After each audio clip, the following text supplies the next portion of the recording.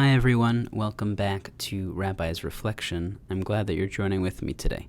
We'll be continuing in our study of Kitchen Table Wisdom by Dr. Rachel Naomi Remen. Today we'll be reading the story, One of a Kind. Stay with us as we read through the story and then offer some reflections. In a first-growth redwood forest, the great trees meet far above, shutting out much of the sunlight. Many of the plants that grow abundantly only a few miles away do not grow here. On the mountain, leaves go every which way. Here in the semi-darkness, all leaves are spread wide and turned up. Even the small plants spread their leaves, the milkmaids and the modesty and the redwood sorrel, which looks like a big clover.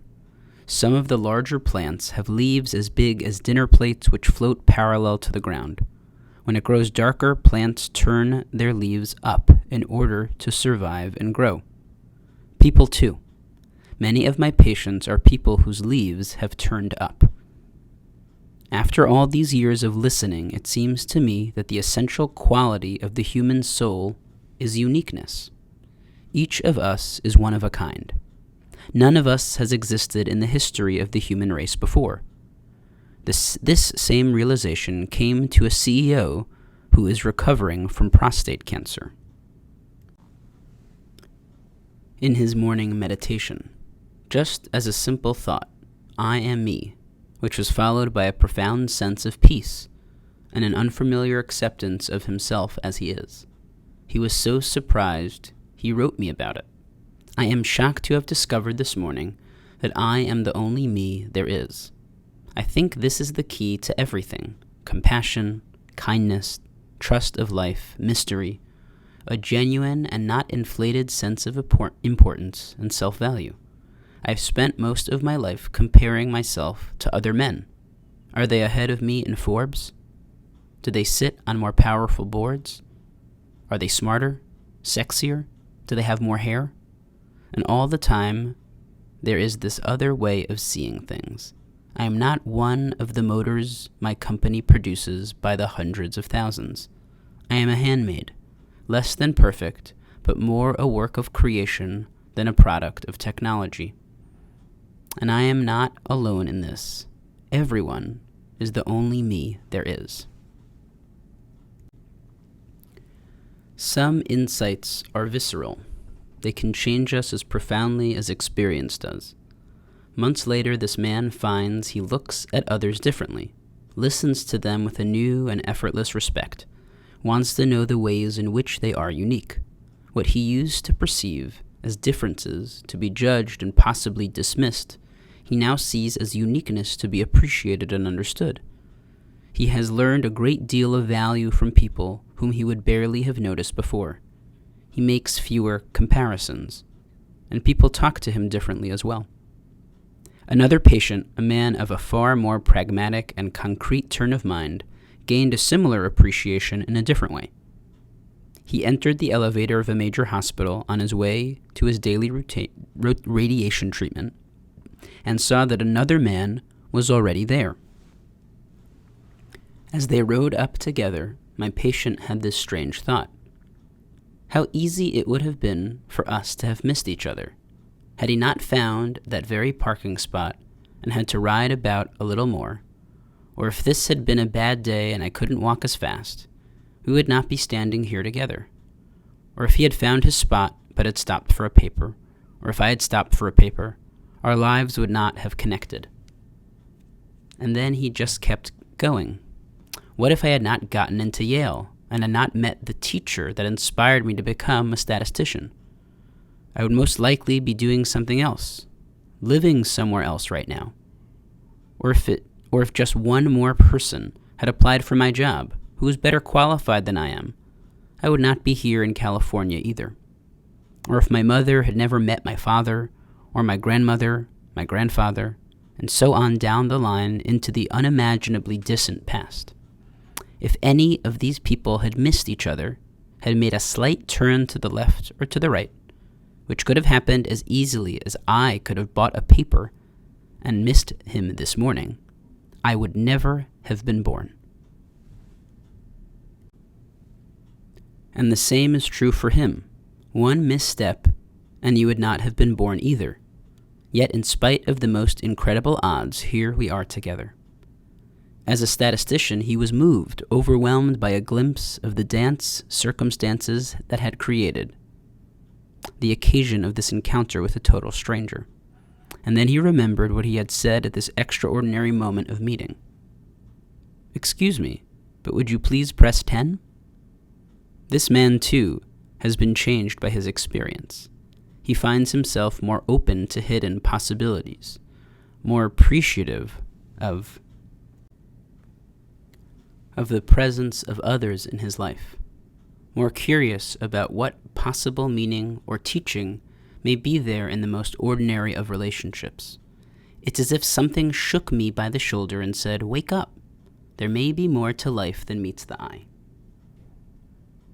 Neither one of these men would describe his experience as spiritual, yet both seemed to me to be experiences of the underlying reality and mystery of the world, experiences of not being alone in the house.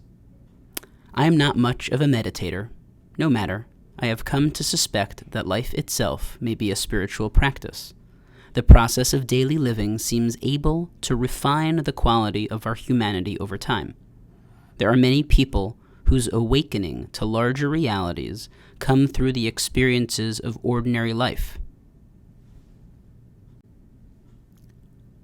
Through parenting, through work, through friendship, through illness, or just in some elevator somewhere. The recognition that the world is sacred is one of the most empowering of the many realizations that may occur to people with life-threatening illness, and those close to them, their friends, family, or even their health professionals. It is one of the ways that such people heal the community around them, and should they die, it is often the legacy they leave behind. Today's story from Dr. Remen, or her collection of two short stories from two patients of hers, really speaks to something so profound and yet so basic that I imagine many of us miss on a day-to-day basis, if not for most of our lives. The idea, the belief that everyone is unique, that everyone is them, and that's what makes them the most unique person. No two people are alike. And how that could totally transform ourselves and those around us. It's so profound, and yet so simple, right? I think we probably tell that if we had the chance to raise children or be around children, that we believe in them, that we believe that they're unique, that they have something special to give to this world. And yet maybe some of us just hold on to that as a childlike belief, that that's not really what we feel when we get into the real world, when we become young adults or we start families, maybe when we become older. Why do we lose that belief? Why do we lose that sense of specialness, uniqueness? Why is it so hard to believe? I don't have a great answer for it. My sense is that it's hard to believe that. It's hard for us to believe, have a strong sense of self, to believe that in ourselves.